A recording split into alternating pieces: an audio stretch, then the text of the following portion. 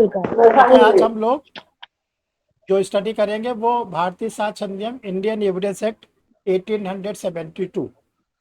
ये भी आपके इंटरव्यू में भरपूर क्वेश्चन पूछा जाएगा। सबसे ज़्यादा आपसे सीआरपीसी पूछी जाएगी शुभ और संध्या सर। शुभ संध्या। और सीआरपीसी के बाद आपसे जो पूछा जाएगा वो इंडियन एविडेंस एक्ट, तीसरे नंबर पर आईपीसी, और फिर इसके बाद और पेपर के बारे में पूछा जाएगा। तो देखिए जो इंडियन एविडेंस एक्ट है ये सिविल केसेस और क्रिमिनल केसेस दोनों पर एप्लीकेबल होता है। ये जो सिविल केसेस होते हैं सीपीसी के, उस पर भी लागू होता है। जो क्रिमिनल केसेस है उस पर भी लागू होता है। संजीता पासवान, मोबाइल को म्यूट करिए। संजीता पासवान, मोबाइल को म्यूट करिए।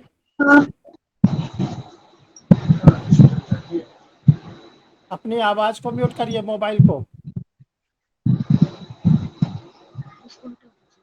अब आप पूरा टाइम यही लगाएं कैसे म्यूट करना है। हाँ,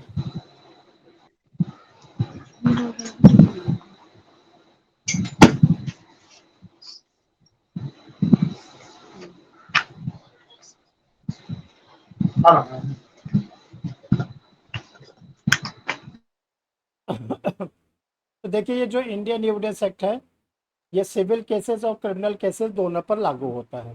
शुभ संध्या सर। शुभ संध्या। अब देखिए जो इंडियन एविडेंस एक्ट है इसका पूरा नाम है भारतीय साक्ष्य अधिनियम 1872। 1872 का अधिनियम क्रमांक 1, Indian evidence act 1872, act number first of 1872। ये जो इंडियन एविडेंस एक्ट है इसको जो ड्राफ्ट किया है ये ब्रिटिशर्स थे, जूरिस्टिक थे, ब्रिटेन के विधि शास्त्री sir James Stephen. Sir James Stephen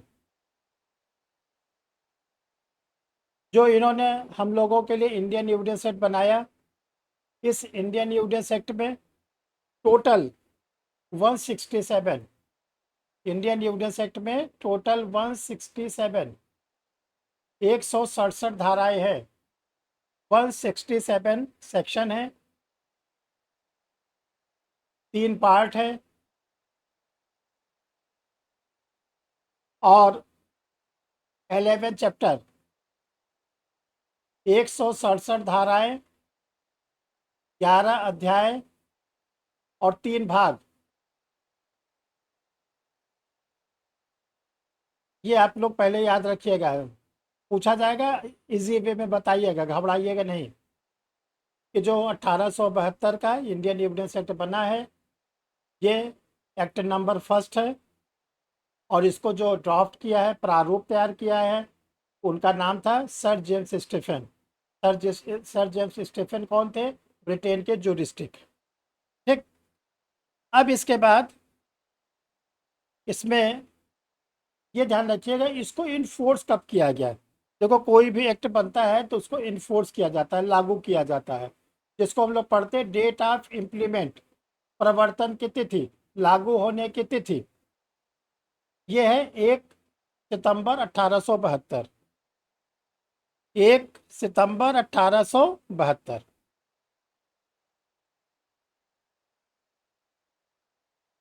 अब देखिए जो इंडियन एविडेंस एक्ट है इसको 3 पार्ट में बांटा गया है। 3 पार्ट में। पहला पार्ट कहता है relevancy of fact. Relevancy of fact, तथ्यों की सुसंगतता। तथ्यों की सुसंगतता, धारा 1 से 55।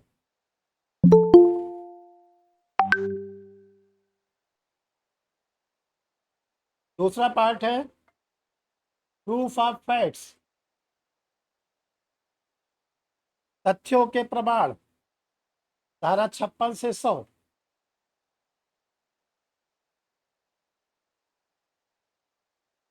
और तीसरा भाग है production of evidence and its effect, साक्ष्य का पेश करना और उनका प्रभाव, धारा 101 से 167।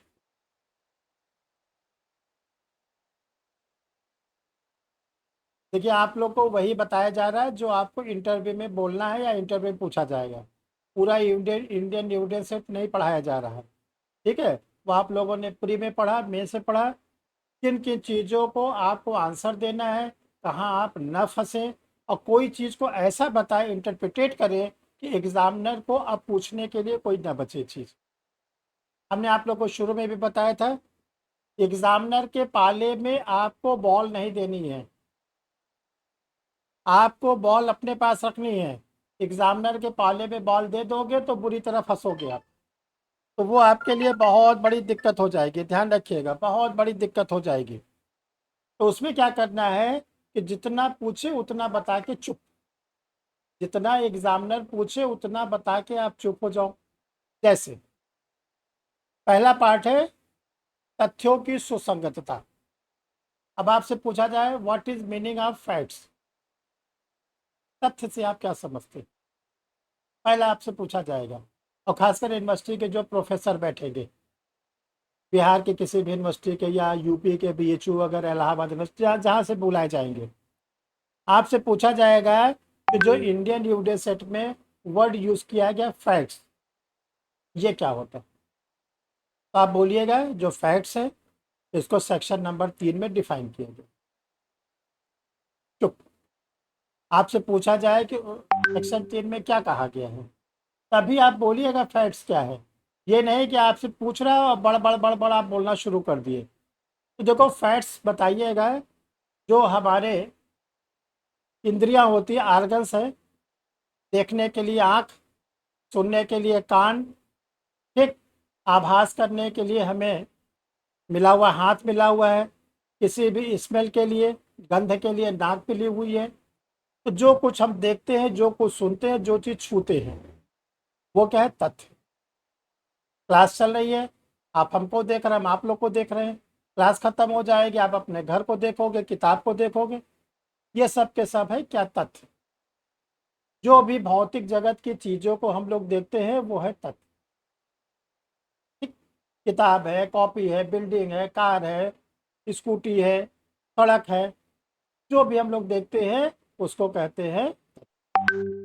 जैसे आप बैठे हो, आपके घर के बगल में कोई आवाज़ हुई, तो आपने कानों से सुना, तो कानों सुना, ये भी क्या है, तथ्य। तो, तो पहला चीज आप बताइएगा, धारा 3 ने बताएगा तथ्य का मतलब होता है जो इंद्रियों के द्वारा बोधगम्य किया जाए। इंद्रिया का मतलब है आंख, नाक, कान, हाथ, उसके द्वारा बोधगम्य मालूम चले।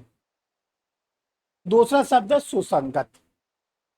देखिए दो शब्द है, रिलेवेंट और इनरिलेवेंट, सुसंगत असंगत। सुसंगत का मतलब होता है जिस तथ्य को न्यायालय सुनने के लिए तैयार हो। जिन तथ्य को न्यायालय सुनने के लिए तैयार होता है उसको हम लोग कहते हैं सुसंगत, रिलेवेंट। जिन चीजों को न्यायालय सुनने के लिए तैयार नहीं है उसको हम बोलेंगे इनरिलेवेंट, असंगत। अब कौन से तथ्य ऐसे हैं जिसको न्यायालय सुनने के लिए तैयार है, ये ऐसा नहीं कि कोई अजूबा तथ्य है, वो है धारा 6 से लेके 55। आप अपनी बात को अगर न्यायालय को मनवाना चाहते हैं, न्यायालय को सुसंगत बनवाना चाहते हैं, तो आपको बताना पड़ेगा कि जो मैं तथ्य आपके सामने दे रहा हूं वो धारा 6 में, धारा 7 में, धारा 8 में, धारा 9 में, धारा 55 में कहीं न कहीं उसका जिक्र किया गया है। अगर आपके तथ्य का जिक्र धारा 6 से लेकर 55 के बीच में किया गया है तो आपका वो फैक्ट्स क्या हो जाएगा, रिलेवेंट। अगर आपका फैक्ट्स धारा 6 से 55 के बीच में नहीं आता तो उसको बोल दिया जाएगा इनरिलेवेंट, असंगत, विसंगत। जो चीज असंगत हो गई, विसंगत हो गई, न्यायालय उसको आगे नहीं सुनेगा। अब न्यायालय ने आपके फैक्ट को रिलेवेंट मान लिया, ठीक है, चलिए, आपने कहा ये ने मेरे घर में चोरी किया, मेरा इतना इतना सामान चुरा ले गया, ठीक। अब आपसे पूछा जाएगा कि जो आपने फैक्ट्स दिया है, यानी एफआईआर लॉस कराई है या सिविल केस में आपने प्लेन फाइल किया है, उसको प्रूफ करिए, उसको प्रूफ करिए।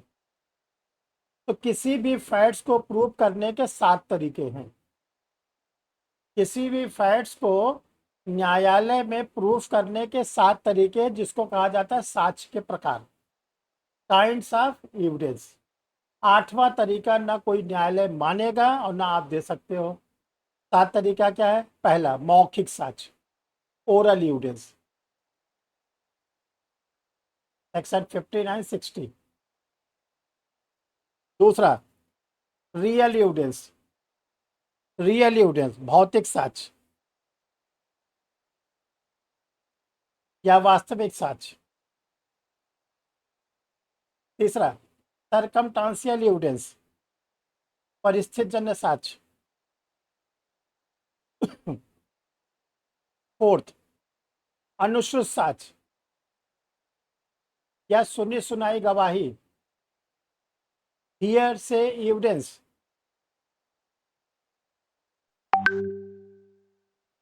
पांचवा, डॉक्यूमेंट्री एविडेंस, दस्तावेजी साक्ष्य।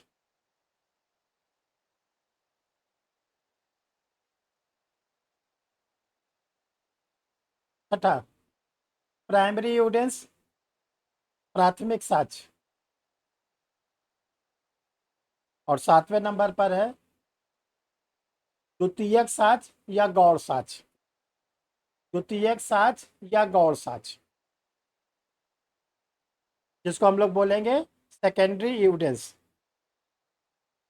ठीक है।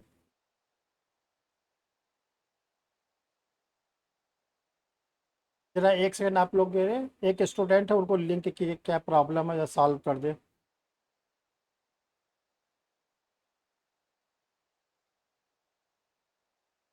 पटना अनुराधा जुड़ी हुई है क्लास में।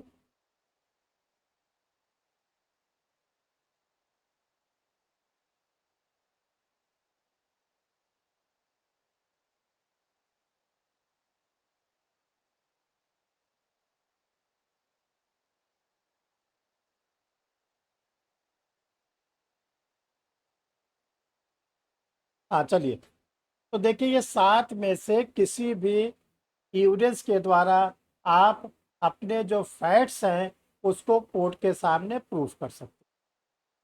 और देखो ये 7 जो हैं सबकी एविडेंशियल वैल्यू अलग अलग, सबकी एविडेंस, ये नहीं कि सबकी एविडेंशियल वैल्यू बराबर बराबर है। इसमें से कुछ को कहा जाता है सुपर फाइन एविडेंस, सर्वोत्तम साक्ष्य, और कुछ उसके नीचे सेकंड नंबर पे, थर्ड नंबर पे, फोर्थ नंबर पे आते हैं। तो देखिए जो सर्वोत्तम साक्ष्य होता है, सुपर फाइन एविडेंस होता है, अगर आपको कोई लिखित चीज को सिद्ध करना है, रिटन फॉर्म को, तो उसका बेस्ट तरीका है डॉक्यूमेंट्री एविडेंस। और डॉक्यूमेंट्री कैसा हो? प्राइमरी। जैसे आपसे कोई कहता है आप एलएलबी फेल हो, इसका बेस्ट क्या है? आप अपनी एलएलबी की डिग्री, एलएलबी की मार्कशीट को कोर्ट के सामने प्रोड्यूस कर दीजिए, काम खत्म। तो सबसे अच्छा रिटन फॉर्म का होता है डॉक्यूमेंट्री।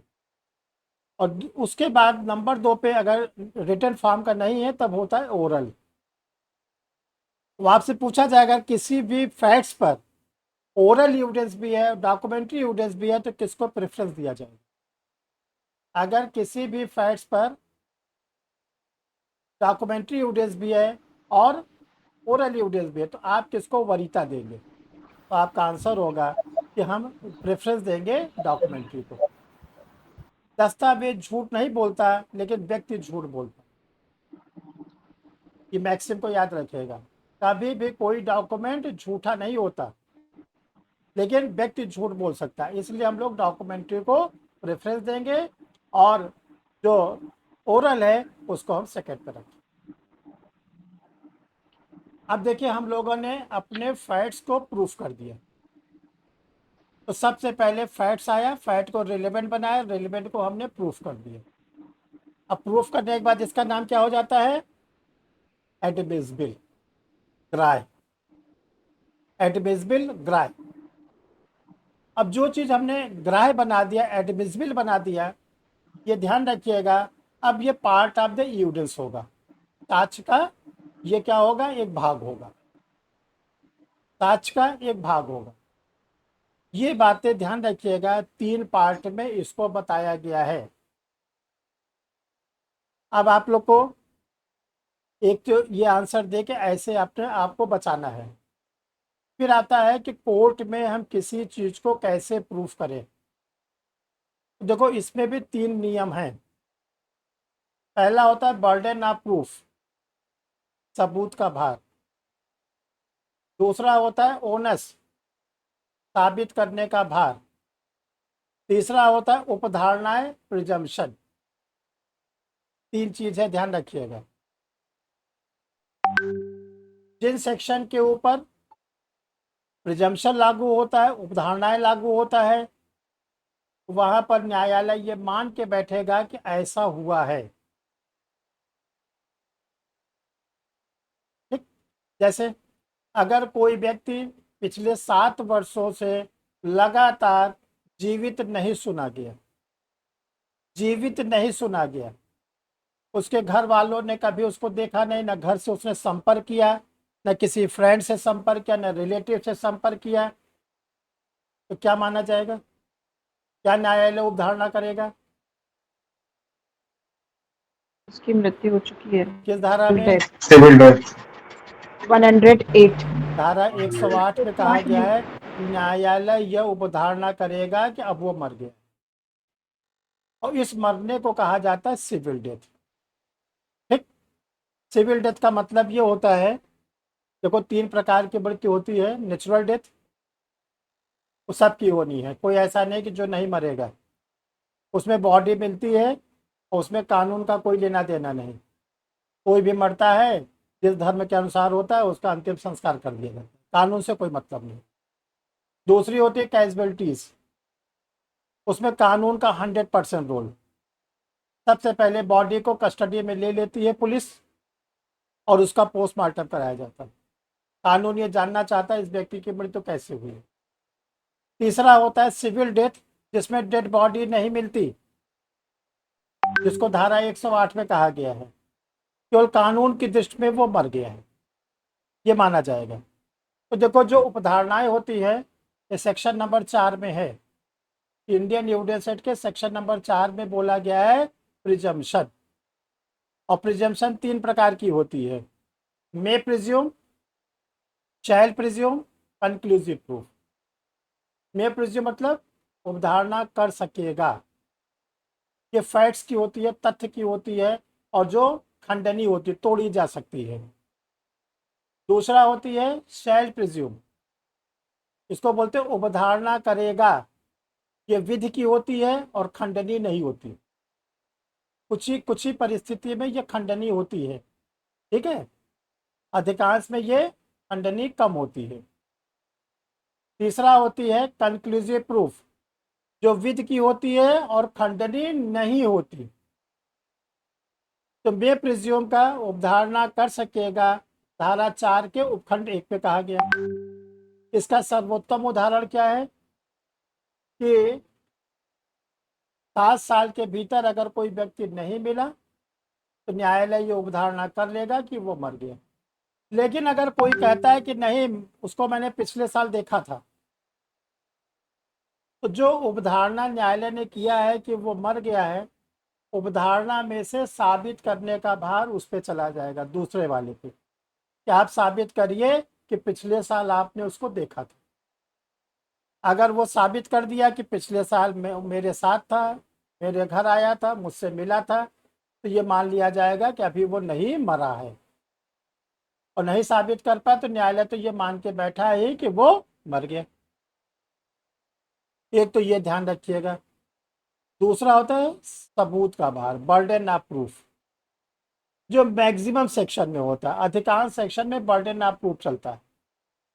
बर्डन ऑफ प्रूफ को इंडियन एविडेंस एक्ट की सेक्शन नंबर 101 में डिफाइन किया गया है। बर्डन ऑफ प्रूफ किस पर होगा, ये बताया गया धारा 102 में। धारा एक सही सही देखिए, बताइएगा। बर्डन ऑफ प्रूफ को डिफाइन किया गया है सेक्शन 101 में। बर्डन ऑफ प्रूफ किस पर होगा, सबूत का भार किस पर होगा, वो धारा 102 में। जो पूछा जाए वही बताइएगा। देखिए, जो सबूत का भार होता है ये हर समय कांस्टेंट होता है, स्थिर होता है, हिलता डुलता नहीं। सिविल केसेस में बर्डन ऑफ प्रूफ होता है वादी पर, प्लेंटिफ पर। क्रिमिनल केसेस में बर्डन ऑफ प्रूफ जो होता है वो प्रोसिक्यूशन पर होता है, या अगर कंप्लेंट केस है तो कंप्लेनेंट पर होता है, पीड़ित पर। ये लिख लो, भूलना नहीं। ठीक। जब कभी बर्डन ऑफ प्रूफ में दूसरा पक्षकार यानी कि सिविल केसेस में वादी पर है और क्रिमिनल केसेस पर अभियोजन पर है, लेकिन अगर क्रिमिनल केस में अभियोजन कहता है कि मुझे किसी धारा का लाभ दिया जाए, तो बर्डन ऑफ प्रूफ में से एक निकलता है, उसको बोलते हैं ओनस, साबित करने का भार। वो चला जाता है अभियुक्त व्यक्ति पे। चलिए आप ही साबित करिए। जैसे कभी कभी आप देखते हैं कि आप किसी से बात करें, बीच में कोई और पूछ जाता है, ठीक, तो लोग कहते हैं अच्छा तुम ही बोल लो। कभी कभी देखा होगा आपने ना कि आप दो लोग बात कर रहे हैं और तीसरा बीच में पूछ जाता है, नहीं नहीं नहीं ऐसा था। तो समझदार लोग क्या कहते हैं, अच्छा तुम ही बता लो भैया। हम समझदार जो है उसको डांटने लगते हैं, क्यों बोले बीच में। तीसरी तरफ न्यायालय कहता है कि जो सबूत का भार आपराधिक मामलों में किस पर है, अभियोजन पर, और दीवानी मामलों में, सिविल मामलों में वादी पर। लेकिन अगर प्रतिवादी डिफेंडेंट कुछ बीच में बोल देता है या क्रिमिनल केस में एक्यूज कुछ बोल देता है, तो कोर्ट कहता है अच्छा तुम भी करो। तो उसका नाम है साबित करना, सबूत नहीं, साबित करना। साबित करने को बोलते हैं ओनस। ओनस, ओनस जो होता है फ्लैक्चुएट करता है, स्थिर नहीं रहता। ये जो होता है हिलता डुलता रहता है। तो बर्डन ऑफ प्रूफ कांस्टेंट है और जो ओनस है वो वेरिएबल है, हिलता डुलता है। जैसे हम लोग के मुंह में दो जबड़े हैं, दो ही है ना सबके, तो कौन सा कांस्टेंट है, कौन सा हिलता डुलता है। नीचे वाला कांस्टेंट है। जो एपीओ वाले हैं वो बताए, जो एपीओ का इंटरव्यू देने जा रहे हैं। दोनों हिल रहा है इस समय कि ऊपरी जबड़ा कांस्टेंट है, वो हिलता डुलता नहीं, और हिलाना कोशिश मत करिएगा आप लोग। तो वो है बर्डन ऑफ प्रूफ। निचला वाला जबड़ा हिलता है, बोलते हो, खाते हो, लड़ते हो, झगड़ते हो, सब करते हो, तो निचले वाला ही चलता है, और वो है ओनस। जब एलएलबी में आते हो, सर से पाला पड़ता तभी पता चलता है कि ऊपर वाला कांस्टेंट है। इतने दिन से पैदा हो गए, रोज ब्रश करते हो, रोज खाते हो, लेकिन यही नहीं मालूम था कि हिलता कौन सा है। तो याद कर लो, ऊपरी जबड़ा बराबर बर्डन ऑफ प्रूफ, निचला जबड़ा बराबर ओनस। अब नहीं भूलोगे। ठीक। तो जो सबूत का भार होता है, उसमें जैसे सबूत का भार स्टार्ट होता है तो उसी समय से स्टार्ट होता है ट्रायल, चाहे वो सिविल केस का हो चाहे क्रिमिनल केस। सिविल केस का ट्रायल स्टार्ट हुआ, सबूत का भार किस पर है, वादी पर, प्लेंटिफ पर। तो प्लेंटिफ की कराई जाती एग्जामिनेशन। जो एग्जामिनेशन होती है धारा 137-38 इंडियन एविडेंस एक्ट सेक्शन 137-138, याद रखिएगा। जैसे एग्जामिनेशन होगा, चाहे वो सिविल केस का हो चाहे वो क्रिमिनल केस का हो, तुरंत इंडियन एविडेंस एक्ट की सेक्शन लग जाएगी 137-138। जो एग्जामिनेशन है, जैसे आप लोग एपीओ का एग्जामिनेशन दिए 3 स्टेप में, प्रीलिम्स, मेंस और पर्सनालिटी टेस्ट, ऐसे कोर्ट में होता है। प्रीलिम्स बराबर एग्जामिनेशन इन चीफ, मुख्य परीक्षा। मेंस बराबर क्रॉस एग्जामिनेशन, प्रति परीक्षा। लिखते चलो। दूसरा है क्रॉस एग्जामिनेशन, जिसको उर्दू में कहते हैं जिरह। और तीसरा है री एग्जामिनेशन बराबर इंटरव्यू। 3 प्रकार के एग्जामिनेशन आपके ट्रायल के समय कराए जाएंगे, चाहे वो सिविल ट्रायल हो चाहे क्रिमिनल ट्रायल हो। अगर क्रिमिनल ट्रायल है, चूंकि आप लोग क्रिमिनल से जुड़े हो, एपीओ के तैयारी इंटरव्यू देने जा रहे हो, तो ये एग्जामिनेशन कौन कराएगा? आपका public prosecutor. Examination in chief जो एपीओ हो गए मजिस्ट्रेट की कोर्ट में, वो कराएंगे विक्टिम का, पीड़ित का। बोलेंगे कोर्ट को बताइए, जज साहब को बताइए, मजिस्ट्रेट को बताइए आपके साथ क्या क्या हुआ। तो जो विक्टिम है वो बताएगा इस तारीख को इतने बजे ये लोग आए, मुझे मारे पीटे, गाली गलौज किए, जो जो आपके साथ घटना घटी वो आप बताओगे। एग्जामिनेशन इन चीफ जो होता है वो स्टेटमेंट के फॉर्म में होता है, कथन के रूप में। जब एग्जामिनेशन चीफ हो जाता है, अपोजिट पार्टी का एडवोकेट आपका क्रॉस एग्जामिनेशन करता है। अब जो विक्टिम है उसका क्रॉस एग्जामिनेशन होगा एक्यूज के एडवोकेट के द्वारा। जो एक्यूज का एडवोकेट है वो जो क्वेश्चन पूछेगा वो इंटोग्रेटिव फॉर्म में, प्रश्न सूचक, कहाँ रहते हो, क्या नाम है, क्या हुआ था, किसने किसने देखा, इस तरह पूछेगा, कौन क्या कहाँ के रूप में।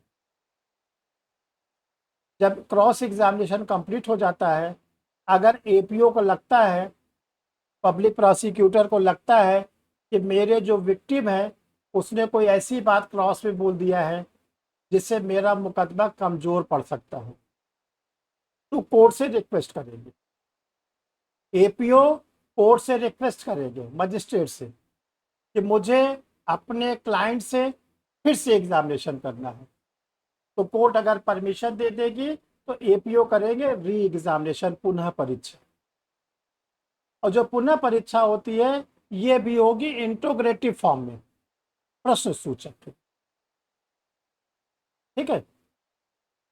जब ये पार्ट पूरा हो जाता है तब अब एग्जामिनेशन दूसरे का होगा। अब किसका होगा? एक्यूज्ड का, अभियुक्त का।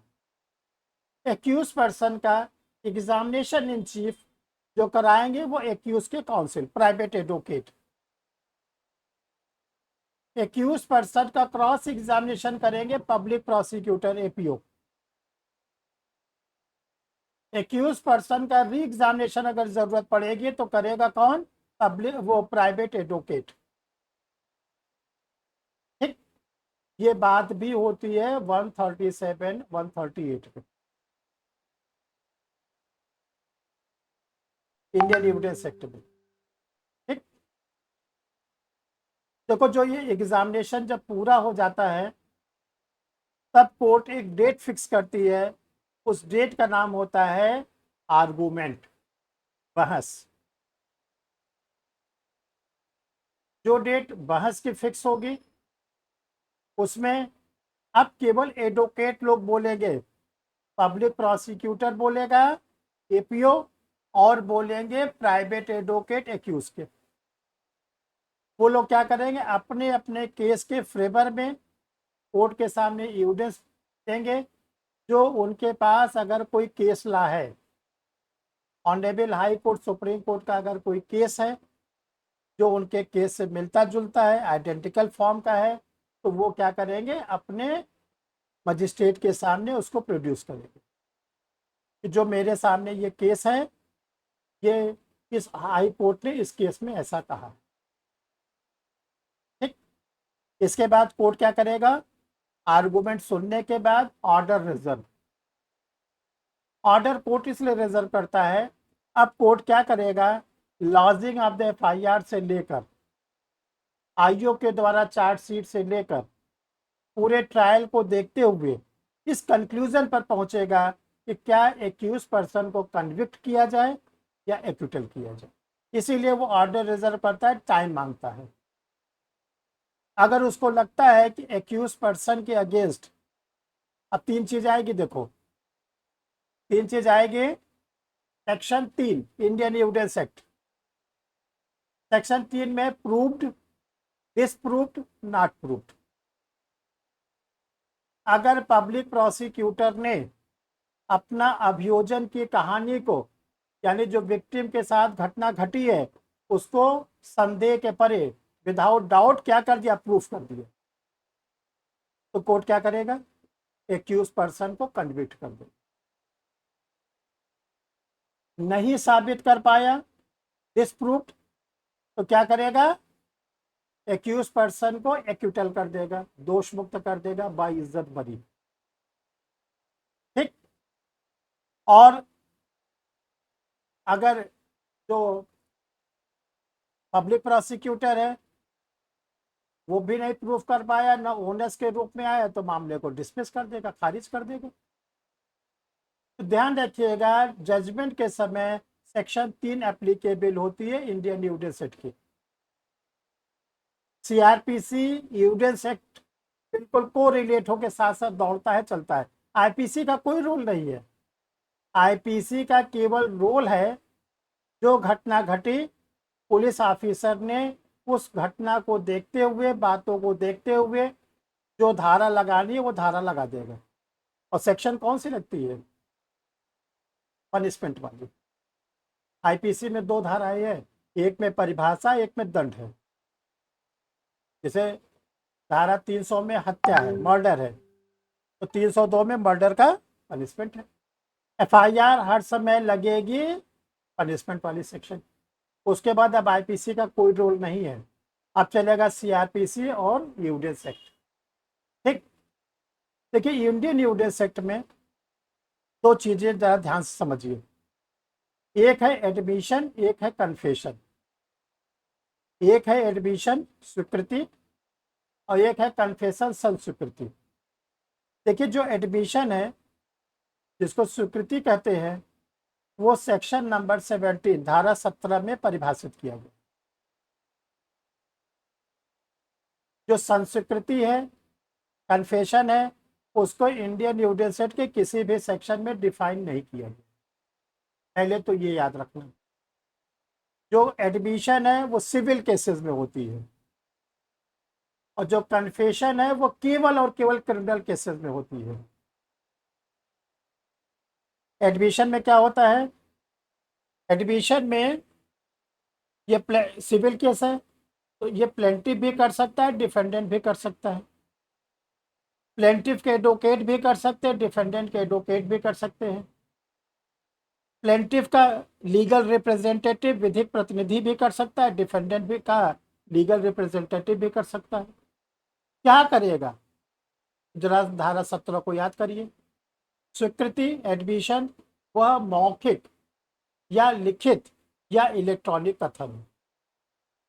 एडमिशन क्या है, रिटन और ओरल और इलेक्ट्रॉनिक, जो किसी विवादक तथ्य यानी क्या नाम है, फैक्ट इन इश्यू या सुसंगत तथ्य की ओर अनुमान इंगित करता है। तो ये ध्यान रखिएगा, जो एडमिशन होता है वो प्लेंटिफ भी कर सकता है, डिफेंडेंट भी कर सकता है, उसका एडवोकेट भी कर सकता है, उसका रिप्रेजेंटेटिव भी कर सकता है, किसी भी रिलेवेंट फैक्ट को या फैक्ट इन इश्यूज को।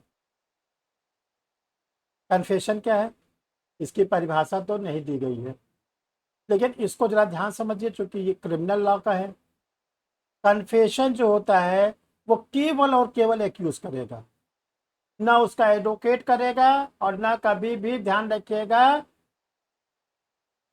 विक्टिम करेगा, एक्यूज्ड। और ये कब कब करेगा, नंबर 1, एफआईआर लॉन्च होने के बाद इन्वेस्टिगेशन के समय सीआरपीसी के सेक्शन 164 में, 164 में आईओ के सामने। जैसे आईओ के सामने कन्फेशन करेगा, आईओ तुरंत उसको ले जाएगा मजिस्ट्रेट के पास और मजिस्ट्रेट उसको समझाएगा, बुझाएगा कि देखो, तुम जो कन्फेशन करने के लिए बोल रहे हो, अगर एक बार कन्फेशन कर लोगे तो तुम्हें मैं केवल दंड ही दूंगा, आपको बताया जा चुका है। दूसरा कन्फेशन होता है जब मजिस्ट्रेट एक्यूज पर्सन के against framing of the charge करता है, आरोप तैयार करता है। आरोप तैयार करने के बाद उससे पूछता है कि मैंने जो तुम्हारे खिलाफ आरोप बनाया है क्या तुम स्वीकार करते हो। यदि कहता है हाँ, तो कन्फेशन रिकॉर्ड करके उसको पनिश कर देगा। तो ये ध्यान रखिएगा, कन्फेशन केवल और केवल एक्यूज पर्सन के द्वारा किया जाएगा, मजिस्ट्रेट के सामने किया जाएगा, तभी एक्यूज पर्सन को कन्विक्ट किया जाएगा। ठीक, देखिए इस पर एक केस है, Palvinder Kaur versus state of Punjab, most important case, Palvinder Kaur versus state of Punjab, AIR 1953, 1953, Supreme Court. देखिए 1953 के पहले तक हम लोगों को कन्फेशन की प्रॉपर डेफिनेशन नहीं मालूम थी। इस केस में सुप्रीम कोर्ट ने, पलविंदर कौर के केस में सुप्रीम कोर्ट ने डिफाइन किया कि कन्फेशन होता क्या है। देखिए जरा इस केस को सुनिए, बड़ा इंटरेस्टिंग है। इसमें एक पलविंदर कौर लेडीज है और उसके ऊपर ये आरोप लगा कि पलविंदर कौर ने अपने लवर, अपने प्रेमी के साथ मिलकर अपने हस्बैंड की मृत्यु कारित किया है, मर्डर किया है अपने हस्बैंड का। पलविंदर कौर ने अपना बचाव में एक स्टेटमेंट पंजाब हाई कोर्ट में रिकॉर्ड कराया। क्या रिकॉर्ड कराया? मेरे पति फोटोग्राफी के शौकीन थे और जो टूरिस्ट आते थे उनको ले जाते थे, टूर कराते थे, अच्छी अच्छी फ़ोटो खींचते थे और फ़ोटो खींचने के बाद उसको घर लाते थे और उस रील को केमिकल से धुलकर उसका प्रिंट निकालते थे और उसकी पॉजिटिव बना के लोगों को देते थे, जो लोग फ़ोटो खिंचवाते थे और पैसे लेते थे। यानी उनके हस्बैंड का जो बिजनेस था वो फोटोग्राफी का था। और इस काम के लिए मेरे पति ने घर में छोटी सी लैबोरेटरी बना रखी थी। एक दिन मेरे पति की तबीयत खराब हो गई, वो गए डॉक्टर से दवा लाए, उस दवा को उन्होंने लैबोरेटरी के पास रख दिया और भूल से दवा की जगह पे उन्होंने केमिकल पी लिया जो लेबोरेटरी में रखा था, जिस कारण मेरे पति की मृत्यु हो गई। तो इस स्टेटमेंट को पंजाब हाई कोर्ट ने कन्फेशन मान के पलविंदर कौर को हत्या के लिए दोषी ठहराया। पलविंदर कौर ने पंजाब हाई कोर्ट के जजमेंट के अगेंस्ट सुप्रीम कोर्ट में अपील किया कि मैंने तो कोई ऐसी बात नहीं कही कि मैंने अपने हस्बैंड को मारा, तो मुझे क्यों मर्डर के लिए दोषी ठहराया गया। तो ऑनरेबल सुप्रीम कोर्ट ने यह कहा, कन्फेशन वो स्टेटमेंट होगा जो केवल और केवल एक्यूज पर्सन के द्वारा दिया जाएगा, जिसमें एक्यूज पर्सन इस बात का जिक्र करेगा कि मेरे ऊपर जो आरोप लगा है वो मैं आरोप को स्वीकार करता हूं, मैंने ही अपराध किया। तो पलविंदर कौर ने अपने स्टेटमेंट में कहीं कहा था कि मैंने अपने हस्बैंड को मारा? नो। तो पलविंदर कौर को बाइज्जत बरी कर दिया। तो ये ध्यान रखिएगा, ये कन्फेशन पे बेस्ट एग्जाम्पल है। तो कन्फेशन हम लोग पुलिस के सामने करते हैं, कन्फेशन हम लोग मजिस्ट्रेट के सामने करते हैं, कन्फेशन हम लोग प्राइवेट व्यक्ति के सामने करते हैं। तो अगर मजिस्ट्रेट के सामने कन्फेशन किया गया है तो सुपर फाइन एविडेंस, सबसे अच्छा। और पुलिस के सामने किया गया, सबसे खराब। पुलिस के सामने कन्फेशन करने पर कभी भी किसी व्यक्ति को दंड नहीं दिया जाएगा। ये कहा जाता है कि पुलिस किसी को डरा के धमका के कन्फेशन करा लेती, लेकिन अगर प्राइवेट व्यक्ति के सामने किया है और प्राइवेट व्यक्ति ने आपको डराया धमकाया कुछ नहीं है, तो सेक्शन नोट कर लो, सेक्शन 28 कहती है कि प्राइवेट व्यक्ति के सामने किया गया कन्फेशन विधि मान्य है। अगर प्राइवेट व्यक्ति के सामने किसी अभियुक्त व्यक्ति ने अपने ऊपर लगे अपराध को स्वीकार किया है, तो ये बता दीजिएगा सेक्शन 28 पे कहा गया है कि वो कन्फेशन एक्यूज पर्सन के अगेंस्ट क्या होगा, रेलिवेंट होगा और एक्यूज पर्सन को दंड दिया जाएगा। ठीक है, चलो एक और टॉपिक देखो डील करते हैं, डाइंग डिक्लेरेशन, मृत्युकालिक कथन।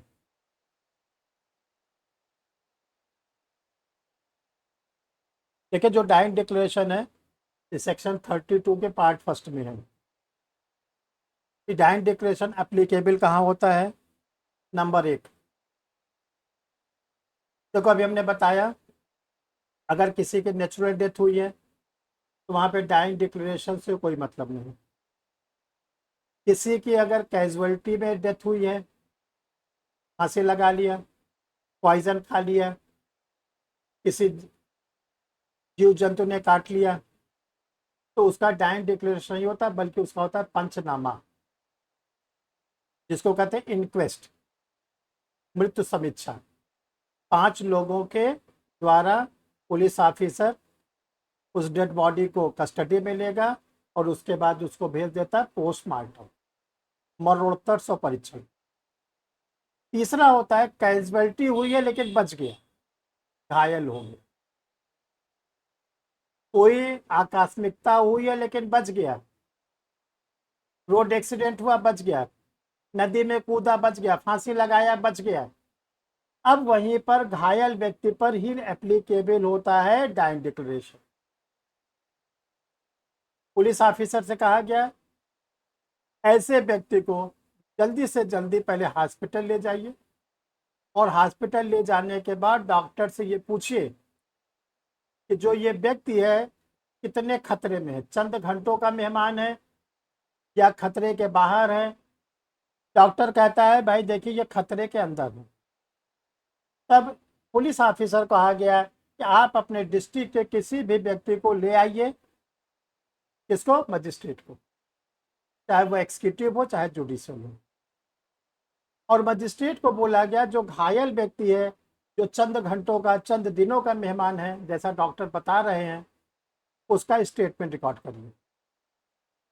और स्टेटमेंट कैसे, इंटोग्रेटिव फॉर्म में, कम से कम उसको बोलवाइए और ये जानने की कोशिश करिए इसको इस हालत में किसने पहुंचाया। जैसे मजिस्ट्रेट पूछेगा तुम्हारी ये हालत किसने की, उसने कहा राकेश। कौन राकेश, पड़ोसी, हाँ पड़ोसी। जो बताया उसको लिख लिया।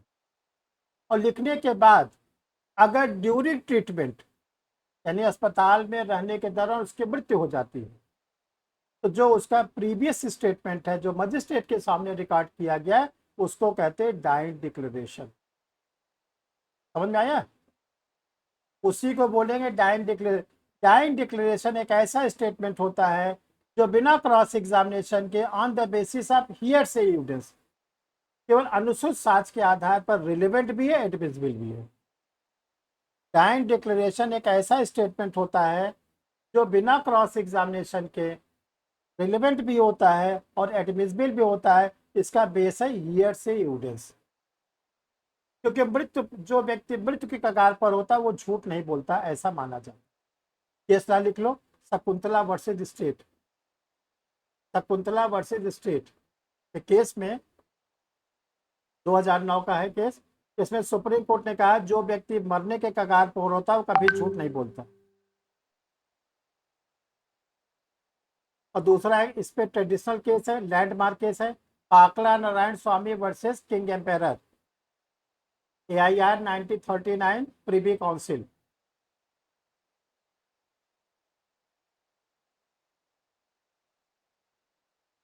देखिए इसमें आप लोग से जो अब आपको फंसाया जाएगा, आपसे कहा जाएगा कि अगर डाइंग डिक्लेरेशन वाला स्टेटमेंट देने के बाद वह व्यक्ति बच गया, नहीं मरा, यानी कि डॉक्टर ने उसको बोला कि अब जाइए घर, ठीक है, तब उसका स्टेटमेंट क्या होगा जो उसने दिया है।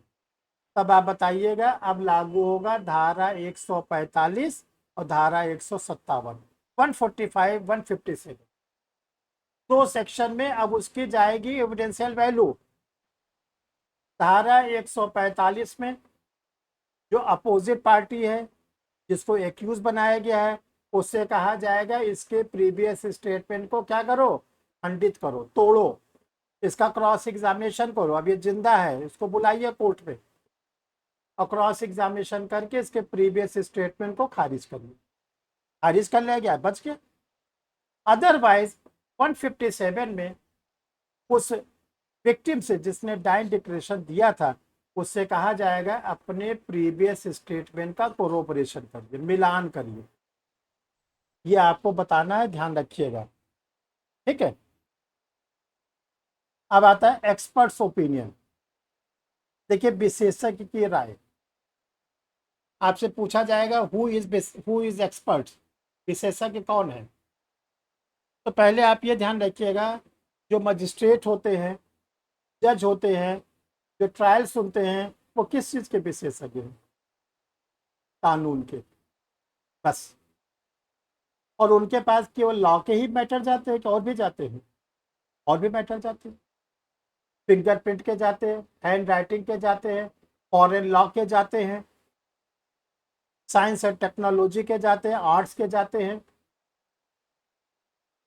तो ये कहा गया मजिस्ट्रेट तो केवल लॉ का ही एक्सपर्ट है ना, फिंगरप्रिंट का, हैंड राइटिंग का, कोई मैटर आया हैंड राइटिंग का, कोई फिंगरप्रिंट का आया, कोई साइंस एंड टेक्नोलॉजी का आया, कोई आर्ट्स का आया, कोई फॉरेन लॉ का आया, तब मजिस्ट्रेट को कहा गया कि धारा 45 इंडियन एविडेंस एक्ट में आप एक्सपर्ट्स की ओपिनियन लीजिए, विशेषज्ञ की राय।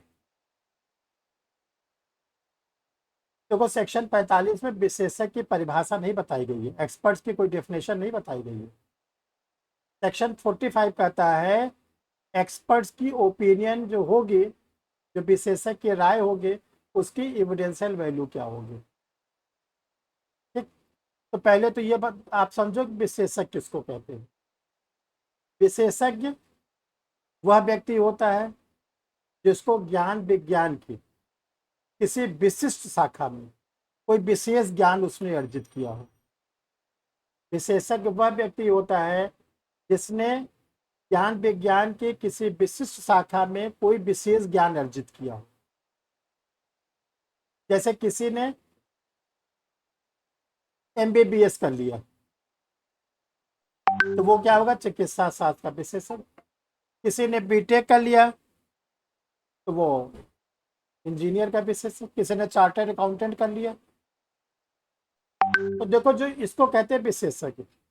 अब जो विशेषज्ञ होते हैं वो दो प्रकार के होते हैं।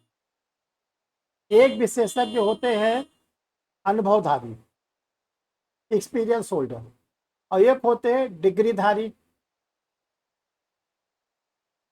तो देखो शुरू में सारे विशेषज्ञ होते थे अनुभवधारी, लोहार, बढ़ई, सोनार, दाई, ये सब क्या होते हैं, अनुभवधारी। लोहार है, उसकी कई पीढ़ी लोहे का काम कर रही है। बढ़ई है, कारपेंटर का काम कर रही है। दाई है तो कई पीढ़ी वो बच्चों को पैदा करती रही है। लेकिन जब हम लोग स्वतंत्र हुए, ढेर सारे टेक्निकल इंस्टीट्यूट खुले, तो अब क्या हो गया, हर चीज़ की पढ़ाई होने लगी। पॉलिटेक्निक बन गया, इंजीनियरिंग कॉलेज बन गया, मेडिकल कॉलेज बन गया। अब आने लगे क्या, डिग्रीधारी। जैसे अब बच्चे कहाँ पैदा होते हैं, गायनाकोलॉजिस्ट हॉस्पिटल। होते हैं ना। और पहले बच्चे कहाँ पैदा होते हैं, जरा पता लगाए, दादी जी कहाँ पैदा हुई थी, नानी जी दादी जी कहाँ पैदा हुई थी, तो बताएंगे दाई आई थी, वही दाई पैदा कर दी। ठीक, तो दाई क्या होती थी, अनुभवधारी। उसको कुछ नहीं मालूम कि क्या ऑर्गन्स है, क्या डेवलप है, कुछ नहीं मालूम। बस उसको मालूम था कि बच्चा पैदा करना है, गर्म पानी कराए, ये कराए, बच्चे पैदा हो गए। अब क्या हो गया, जो स्त्री रोग विशेषज्ञ गायनेकोलॉजिस्ट होती है, वो बाकायदा पूरा MS MBBS में पढ़ी रहती है। तो बता देती है भाई देखो बच्चा पेट में फंस गया है, ये हो गया, वो हो गया, ऑपरेट करके वो बचा ले जाती है। तो ध्यान रखिएगा, एक्सपर्ट दो हैं। दोनों एक्सपर्ट्स की ओपिनियन में अगर विरोधाभास होगा तो प्रेफरेंस किसको दिया जाएगा, डिग्रीधारी को, डिग्रीधारी को। ठीक, और विशेषज्ञ की राय को क्या बोला गया, कमजोर साक्ष्य, वीक एविडेंस। पूछा जाए क्यों, तो आप बताइए। विशेषज्ञ जो होता है बेसिकली क्या होता है, ह्यूमन होता है, मानव होता है। और हम मानव से क्या होता है, हम लोग जानबूझकर गलती भूल करते हैं, झूठ बोलते हैं और भूलवश झूठ बोलते हैं। इसीलिए विशेषज्ञ रिलेवेंट माना गया है। विशेषज्ञ को कोर्ट में बुलाया जाएगा और उसका क्या होगा, क्रॉस एग्जामिनेशन होगा। और जो बुलाया जाएगा क्रॉस एग्जामिनेशन होगा 159, 160, 161 इंडियन एविडेंस एक्ट, धारा 159, धारा 160, धारा 161 में जो विशेषज्ञ होते हैं उनकी स्मृति ताज़ा कराने के लिए रिफ्रेशिंग मेमोरी करा के उनका क्रॉस एग्जामिनेशन कोर्ट करेगी, तब कोर्ट उनकी एविडेंशियल वैल्यू को तय करेगी। ठीक है, तो इतना एक्सपर्ट्स पे भी आप लोग इसको याद रखना। अब जरा कुछ इंपॉर्टेंट सेक्शन लिख लो जिसको आप लोग सेल्फ स्टडी कर डालना। देखो टोटल 60 सेक्शन लिखवा रहे हैं। ठीक है, सेक्शन फर्स्ट, थर्ड, फोर्थ, 6, 9, 11, 17, 24 से 30, 32 फर्स्ट, 45, 56, 57, 58, 61 से 65 भी, 71, सॉरी 74, 75, 76, 90, 112 से 100, नहीं 90 के बाद 101 से 112, 115, 118, 190, 120, 125, 126, 133, 139, 140, 141, 154, 159, 160, 161, 164, 167। 5 इंपॉर्टेंट केस लिखिए। रटन वर्सेस क्वीन,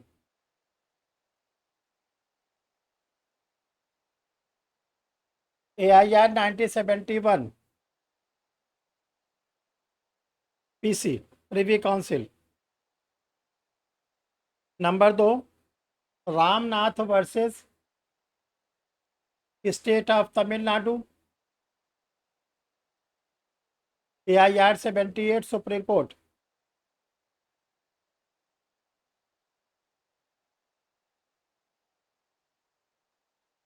तीसरा, Palvinder Kaur versus State of Punjab,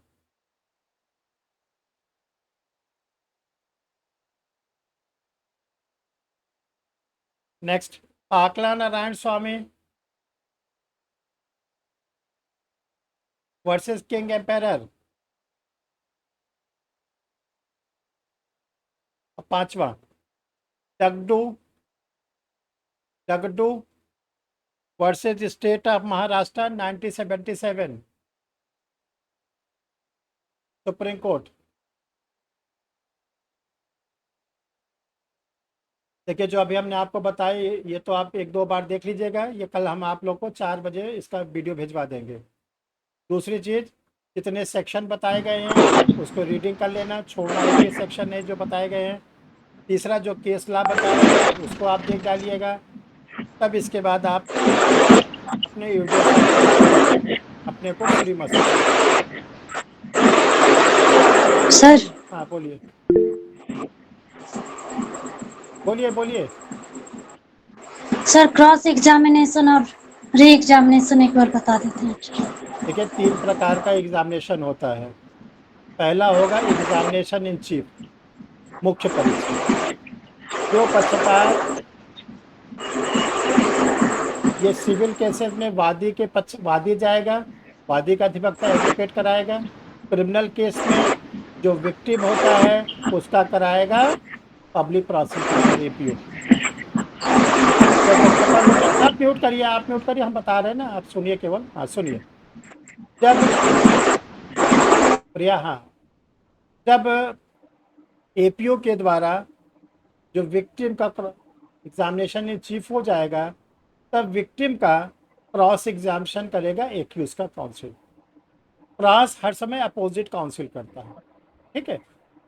और अगर इसके बाद फिर जरूरत पड़ती APO को कि मुझे विक्टिम से कुछ पूछना है, तो कोर्ट से परमिशन लेके री एग्जामिनेशन। यही है इसका। और किसी कोई प्रॉब्लम? सर सर मेरा एक हम पूछ रहे थे ये जो सर हाँ बोलिए। सर जो इंटरव्यू आप जो मतलब कि मॉक टेस्ट का डेट दिए थे उसमें सर मेरा नाम नहीं आया है सर, उसमें तो मेरा कब होगा? आपका नाम आप नहीं तो आया? मैसेज भी किए थे सर। नहीं सर, क्या नहीं किए थे? रोल मॉक नंबर, टेस्ट के लिए सर उसमें रोल नंबर भेजा था? जी सर, जी सर। बिल्कुल होगा आपका मेरा नाम। 6 को सर इंटरव्यू है। चलिए अभी आप उसको फिर से जरा इसको दिए थे शायद। आप एक बार रीसेंड करिएगा, अच्छा रोल नंबर जिसका जिसका रोल नंबर हाँ आया जी। सबको हमने कल बैठ के जुड़वाया था, आप भेजिएगा हम चेक करवाते हैं। और किसी कोई प्रॉब्लम? सर जी। वो क्लास का वीडियो सर सेक्शन डाल 30 दीजिए। और 133 में थोड़ा सा समझा दिए ना। क्या चीज़? सेक्शन 30 और 133 है कंप्लीस वाला, और इधर जब कन्फेशन में जो को एक्यूज कन्फेस करता है। देखिए कोई एक्यूज और एक्म्प्लिस में जब कभी दो व्यक्ति साथ साथ मिलकर अपराध करते हैं और दोनों के नाम नोन होते हैं, एफआईआर होती है state versus accused and others, ठीक। उसमें से अगर कोई एक एक्यूज्ड कन्फेशन करता है तो ये कहा गया है दूसरे के लिए केवल वो रिलेवेंट होगा, केवल कोई एक्यूज के स्टेटमेंट के बेसिस पर दूसरे एक्यूज को सजा नहीं दी जाएगी। अब एक्म्प्लिस किसको कहते हैं?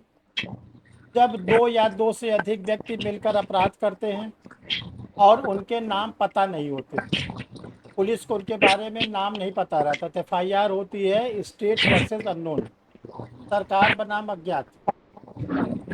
तो आईओ को बोला गया कि अगर आपको किसी के ऊपर डाउट है कि इस गिरोह ने अपराध किया है, इन लोगों ने अपराध किया, तो उसमें से किसी एक को सरकारी गवाह बनाइए। उसको बोलिए कि आप अपने और अपने साथियों द्वारा किए गए अपराध के बारे में पूरी जानकारी पुलिस को दीजिए, तो आपको क्या किया जाएगा? सजा नहीं दिलाई जाएगी, आपको छोड़ दिया जाएगा। तो अगर कोई व्यक्ति अपने और अपने साथियों के द्वारा किए गए अपराध के बारे में जानकारी देता है तब उस व्यक्ति को कहा जाता है एक्म्प्लिस। धारा 133 कहती है एक्म्प्लिस के स्टेटमेंट के बेसिस पर अन्य साथियों को दंडित करना गलत नहीं होगा, किया जा सकता है।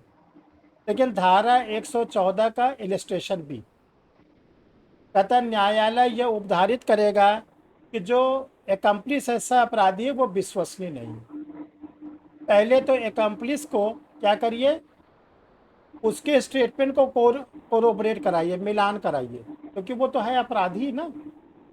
इसी पर है डगडू वर्सेज स्टेट ऑफ महाराष्ट्र का केस, जिसपे ऑनरेबल सुप्रीम कोर्ट ने कहा केवल एक्म्प्लिस के स्टेटमेंट के बेसिस पर अन्य साथियों को दंडित मत करिए, बल्कि एक्यूज के एक्म्प्लिस के स्टेटमेंट को मिलान कराइए, संपोषक कराइए, तब उस पर विचार करिए। और किसी कोई प्रॉब्लम?